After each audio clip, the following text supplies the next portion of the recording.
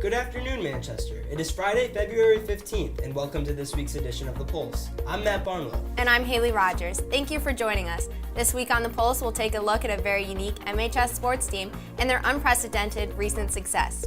Then, with Super Bowl 53 in the rearview mirror, Anthony Cavallo takes to the halls to see how students reacted to the big game.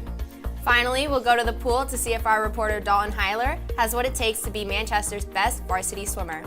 All this and much more coming up on this week's edition of The Pulse.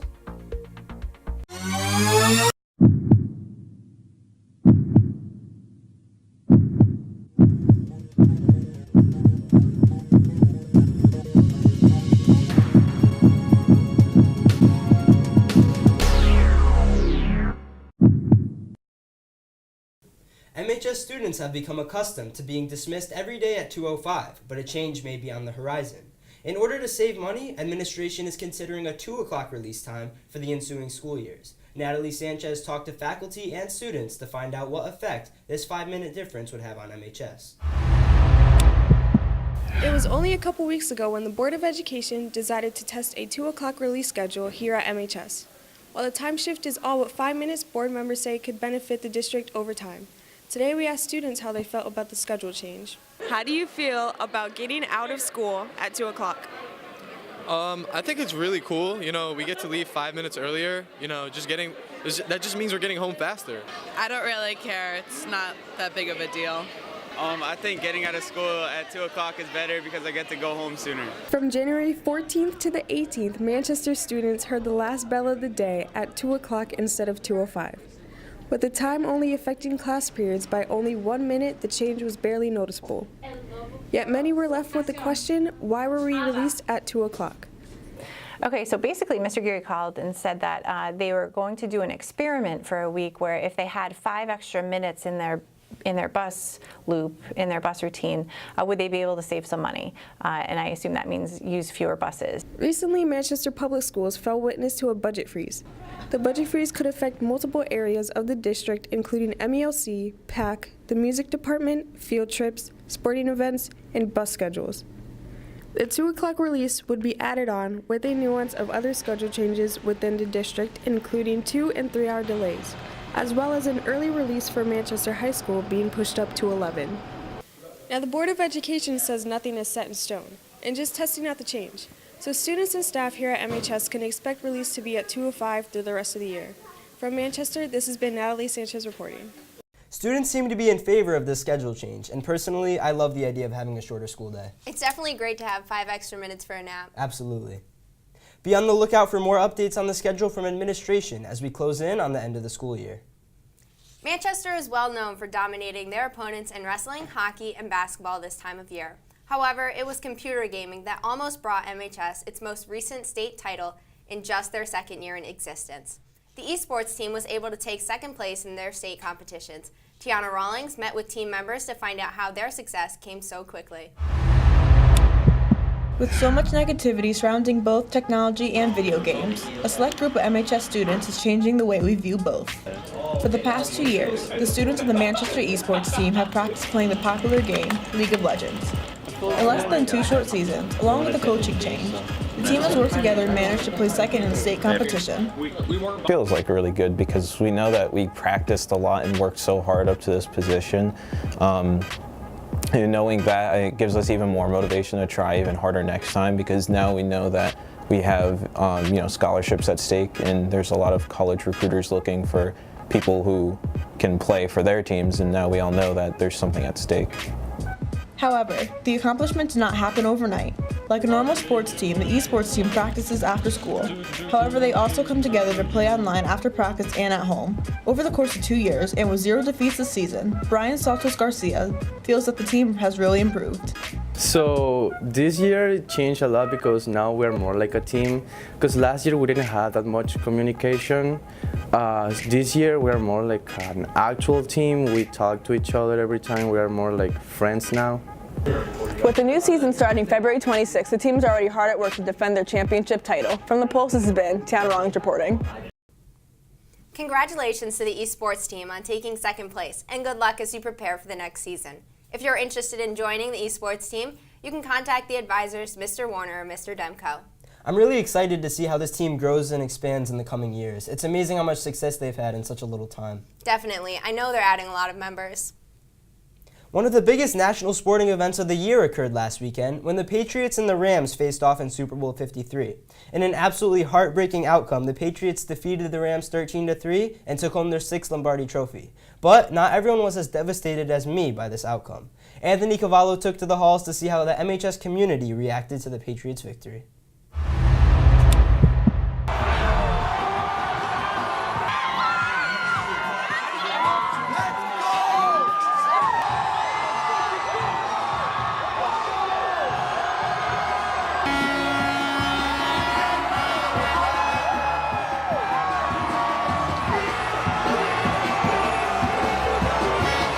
Did you end up watching the Super Bowl last night? Yes, I did. I watched the whole thing. All right, who are you rooting for? I was going for the Los Angeles Rams. And why is that? Because the Rams are the underdogs, and, the Patriots usually win. And I just wanted the Rams to win for once. That'd be good. Patriots, as always. I was rooting for the Rams. Yeah. And why is that? Because I'm a Steelers fan, I'll always go against the Pats. Definitely rooting for the Rams. I don't like the Patriots. Giants Nation. I was kind of impartial today. I don't really have anything against the Patriots, but it's always nice to watch a Pats loss, so I guess you could say the Rams. Yeah, I'm with the Rams. Patriots, trash. Why that? Like, you don't like the Patriots? Who's your favorite team? Steelers, Steelers gang, we out here. I was rooting for the Pats. What do you think of the halftime show? I didn't like it. I like SpongeBob's part, though. Yeah, Travis got a little disappointment. Yeah. All right. Yeah, I really like Travis Scott, so I was hoping it would be really nice, but it ended up being kind of a disappointment. Travis Scott's a no-go. He did not sound good without auto-tune. It was bad. I didn't like it. I thought it was a little overdone with all the works, and kind of took away from the music that was being played, and really disappointed Travis Scott didn't propose to Kylie Jenner, so it really just took away from the whole show. Yeah. And what do you think was the most surprising part of the game yesterday? Definitely think that touchdown was pretty surprising. I didn't think anyone was going to score. Their defense is really good, but hey, the Patriots had a better game. So Gilmore caught that pick. That would show the game. Probably the fourth quarter. Yeah. Because it was a tie game, close game. He caught the pick. It was over. His longest punt on record for the Super Bowl. That was the only thing. And do you think the Patriots are considered one of the greatest dynasty in sports after winning their 6th Super Bowl ring? One of the greatest, absolutely. I wouldn't say they are the greatest, considering the Yankees have won 27 World Series championships, and over that long span of time. But the Patriots are absolutely, in no question, one of the best, and Tom Brady, without question, is the greatest quarterback to ever live. Yeah, they're nice. I'm not gonna lie, they're nice. They're not. No, Brady's not the GOAT. Yeah, 6 rings in 18 years, 9 Super Bowl appearances in 18 years. If you don't call that a dynasty, I don't know what it is. The playing field seemed to be pretty even when it came to MHS students and who they favored to win the Super Bowl. From the Pulse, this has been Anthony Cavallo reporting.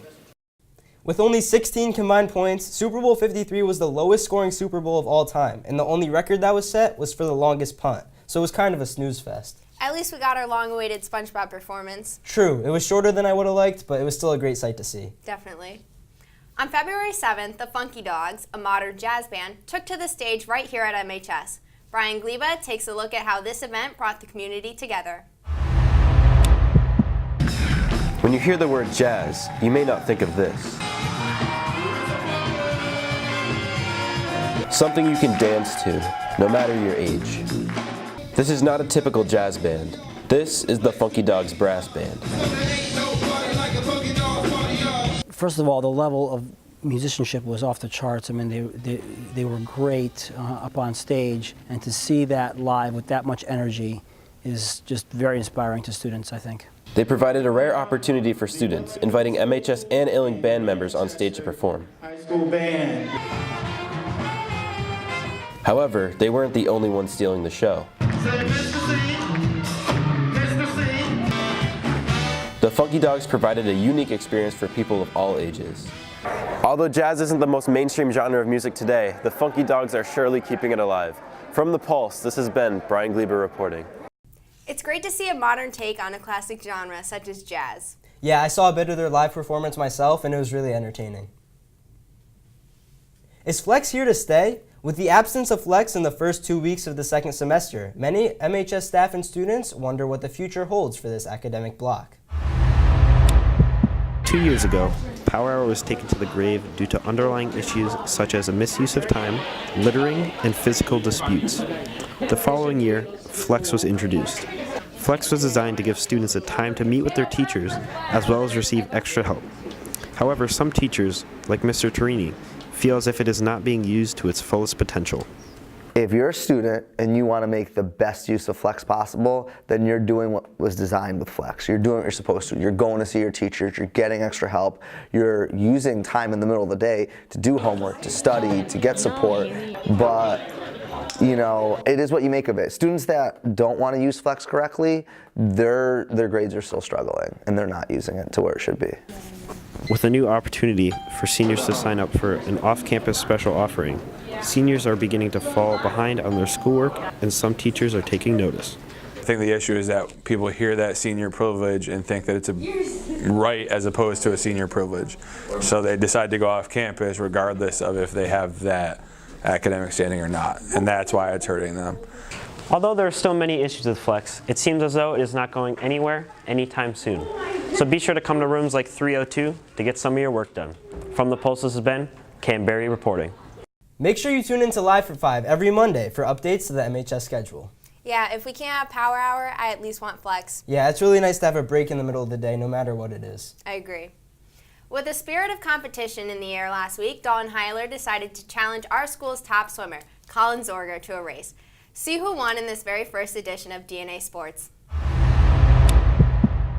I'm gonna need water.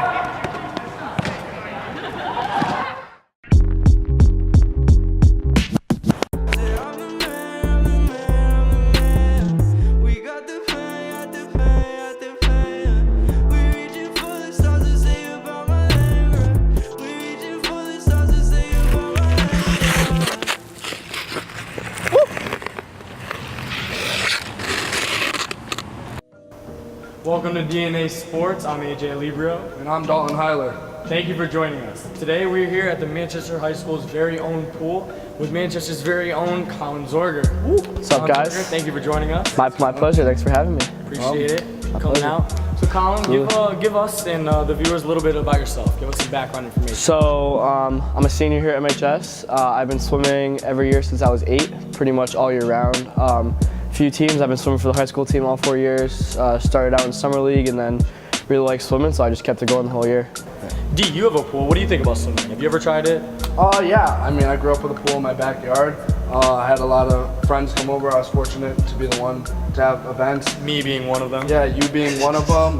We learned to swim together. I feel pretty confident in the pool. I mean, it's just swimming.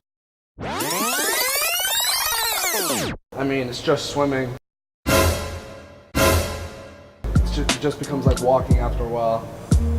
Colin, what do you think about that? I mean, like, you think it's that easy, then you hop in. So I mean, we should give it a try. You know, give it a little race here. Then it's done. Let's get it going. Okay, let's get it going. All right, let's do it. Let's do it.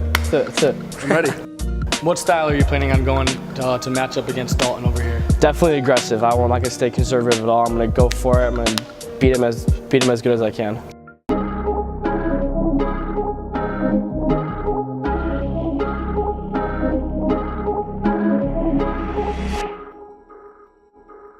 All right, lifeguard, what are your predictions for this one? Suffering and pain on Dalton's part.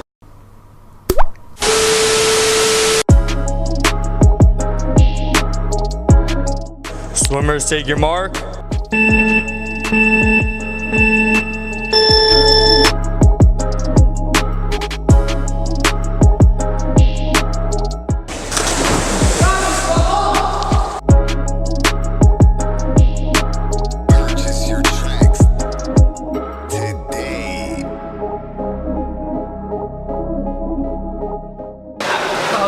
Let's go, baby. My name's Colin.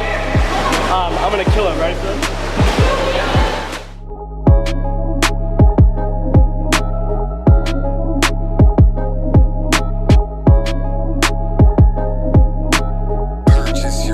We got D in the lead. Colin coming up. Colin coming up.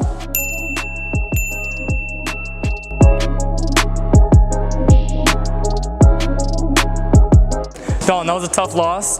You fought a good race. You were pacing in there. It looked like you were really tired. How was it? Oh, that's something different. It's not easy. You took a break. He got ahead of you. It was almost the story of the tortoise and the hare. Did you get a little nervous at all? No, not one bit. No? That's Not a one steak bit. and tender mindset, right? Yeah. Oh, yeah. Right. That was awesome. Great race by Colin Zorger. Took a dub. We appreciate you coming out. Thank you. There you have it, guys. Thank you for checking in, and make sure you tune in next week to get another episode of DNA Sports.